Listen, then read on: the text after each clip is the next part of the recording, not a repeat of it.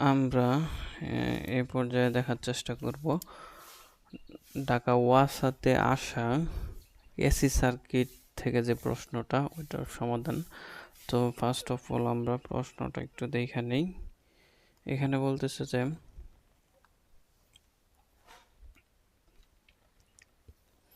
একটি সিরিজ সার্কিটের প্রয়োগকৃত ভোল্টেজ, তাহলে ভোল্টেজের একটা ইকুয়েশন দেওয়া আছে এবং প্রবাহিত কারেন্টের একটা ইকুয়েশন দেওয়া আছে। এই সিরিজ সার্কিটে ক্যাপাসিটরের একটা ভ্যালু দেওয়া আছে যেটা হচ্ছে যে 100 মাইক্রোফ্যারাড। তবে অন্য প্যারামিটারগুলো নির্ণয় করা লাগবে আমাদের, ঠিক আছে? তো ফার্স্ট অফ অল আমরা কি করব, যে গিভেন যে বিষয়গুলো আমাদের দেওয়া আছে ওইগুলো লেখার চেষ্টা করছি।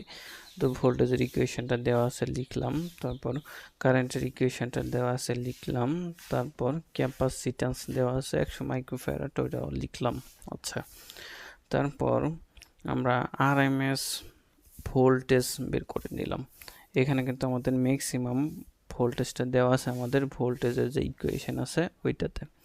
তো আমরা এই ম্যাক্সিমাম ভোল্টেজটা ব্যবহার করে এখানে আরএমএস ভোল্টেজটা বের করে নিলাম।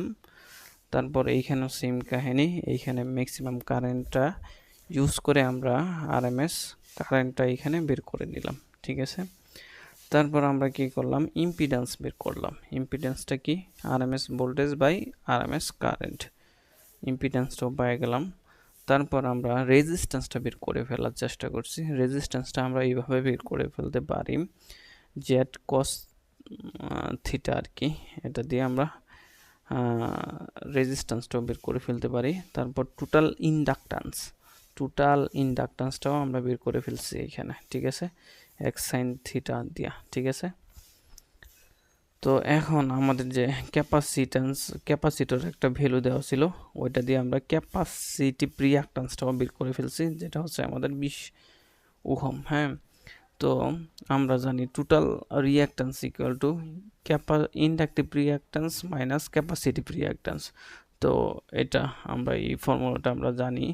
তো এইখান থেকে যদি আমরা ইন্ডাকটিভ রিঅ্যাক্ট্যান্সটা বের করতে পারি তাহলে আমরা লিখতে পারি ইন্ডাকটিভ রিঅ্যাক্ট্যান্স সমান capacitive reactance plus total reactance, ঠিক আছে? তো আমরা কি করলাম, সেম জাস্ট মানগুলো বসায় দিছি। এটা হচ্ছে আমাদের টোটাল রিঅ্যাক্ট্যান্স আর এটা হচ্ছে আমাদের ক্যাপাসিটিভ রিঅ্যাক্ট্যান্স, যোগ করলাম 50 হলো। হ্যাঁ, এখন আমরা কি করলাম, ইন্ডাকট্যান্সটা বের করে ফেললাম। হ্যাঁ, ইন্ডাকট্যান্সটা কি, ইন্ডাকটিভ রিঅ্যাক্ট্যান্সকে আমরা যদি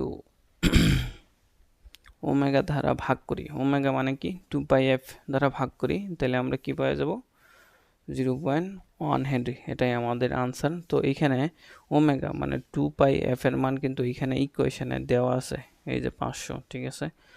দুইটা ইকুয়েশনে কিন্তু ওমেগার মান সমান, ঠিক আছে? আচ্ছা, তো আমরা পরবর্তী প্রশ্নে যাওয়ার চেষ্টা করি।